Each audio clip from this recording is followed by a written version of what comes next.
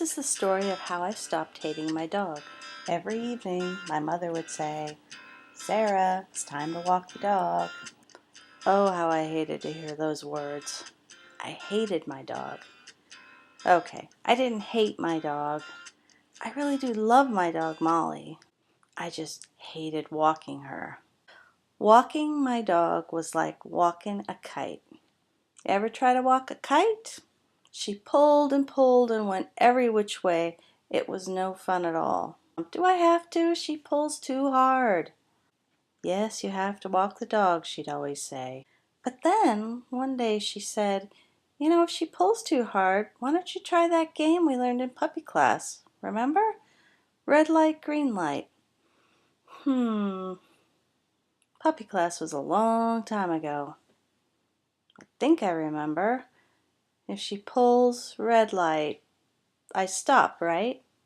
So what's green light? When do I start going again? My mom said green light's when she looks at you, or if she comes toward you, you can praise her and start walking again. As soon as she pulls red light, you stop. Oh my gosh, I thought this will take forever.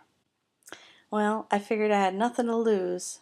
"All right, Molly, let's go." As usual, Molly was off like a little rocket ship, but I was ready for her this time. As soon as she started pulling red light, I stopped. And I waited, and then I waited, and I waited some more. Did I mention that we were still in the driveway? The driveway. We're not even going to make it around the block.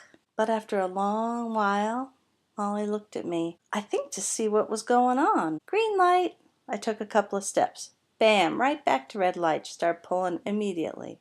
After a long wait, she finally looked at me.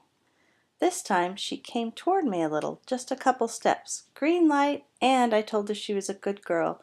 Took a couple steps. Red light again.